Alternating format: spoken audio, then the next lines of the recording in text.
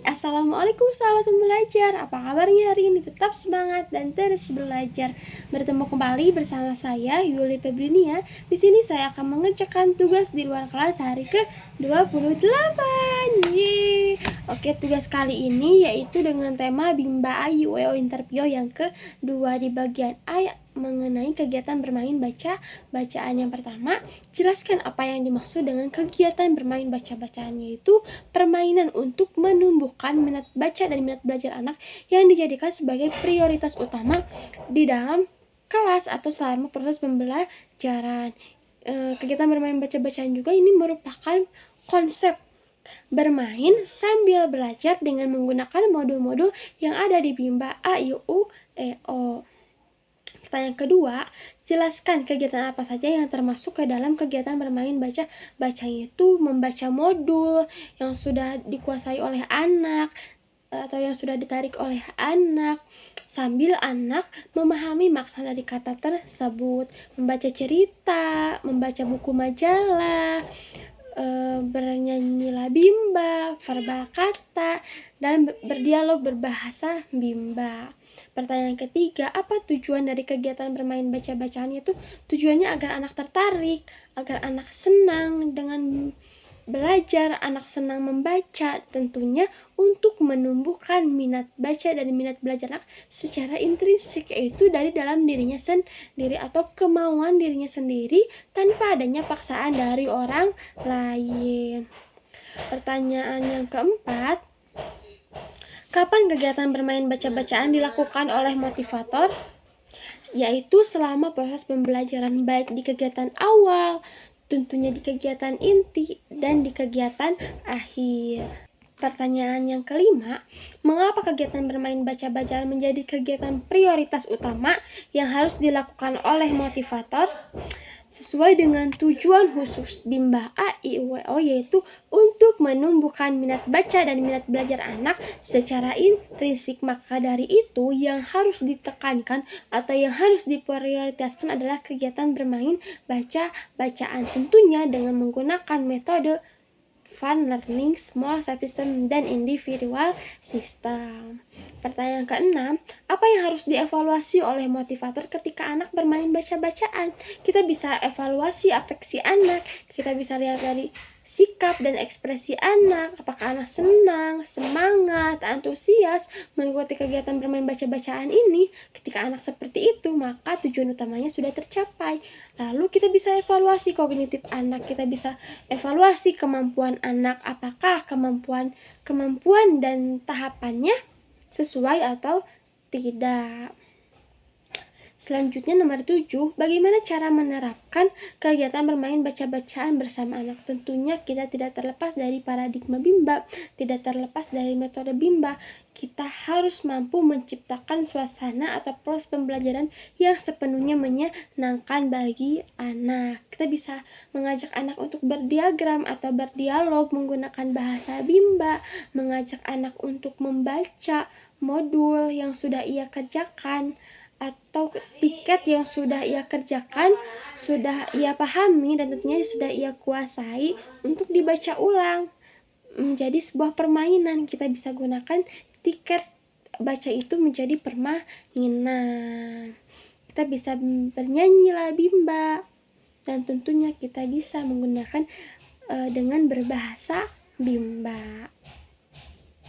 Dan tentunya di akhir jangan lupa berikan reward dan motivasi kepada anak agar anak tambah semangat. Selanjutnya nomor 8, apa dampaknya jika motivator tidak menerapkan permainan baca-bacaan? Tentunya anak akan merasa bosan, anak tidak tertarik dengan kegiatan bermain baca-bacaan, atau anak tidak tertarik dengan membaca, anak tidak suka, dan tentunya minat belajar anak tidak akan tumbuh. Oke, selanjutnya yang bagian B yaitu mengenai teori jam bandul.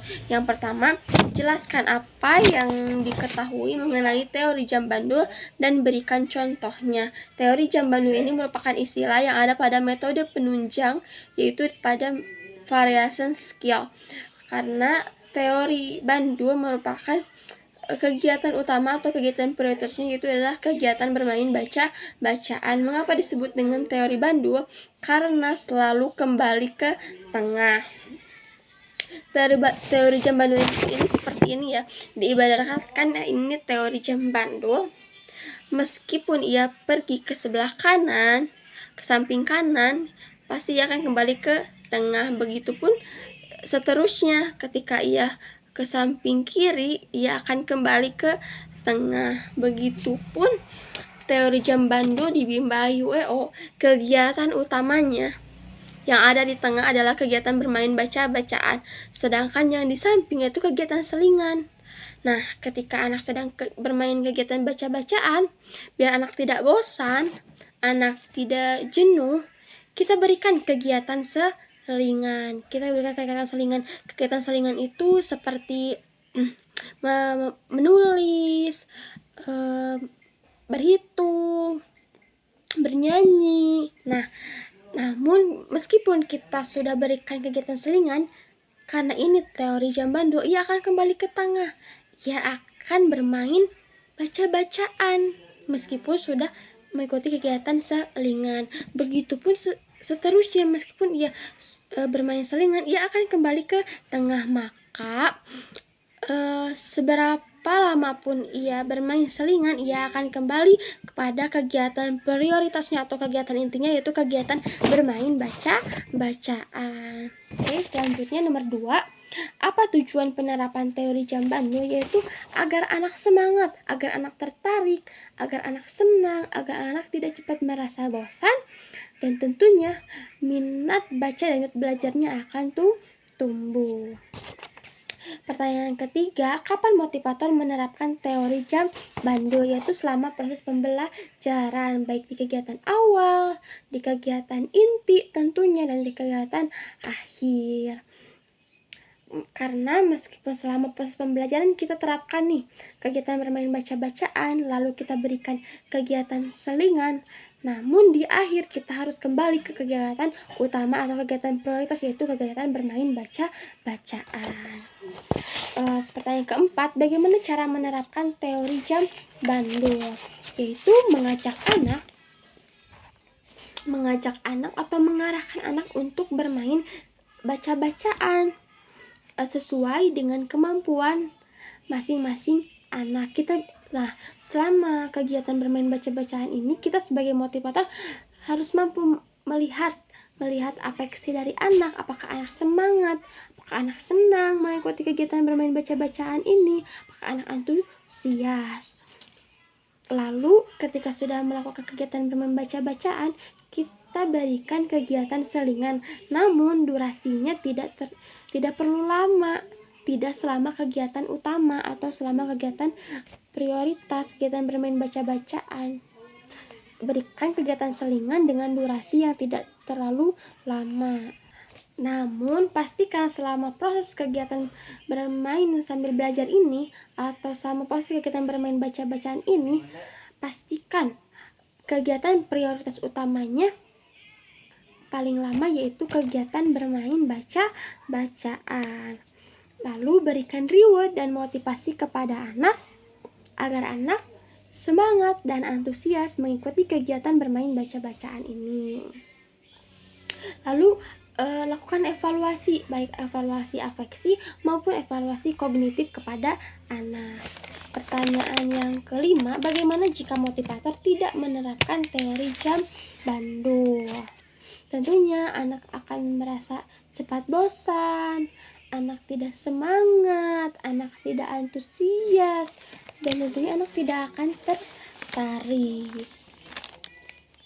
Nomor 6, apa dampaknya jika motivator tidak menerapkan teori jam Bandul? Anak akan terasa terbebani, anak akan merasa tidak senang, anak tidak semangat, dan tentunya minat belajar anak tidak akan tumbuh. Cukup sekian dari saya, mohon maaf bila banyak kekurangannya. Wassalam, salam Bimba, tetap semangat dan terus belajar. Bye-bye.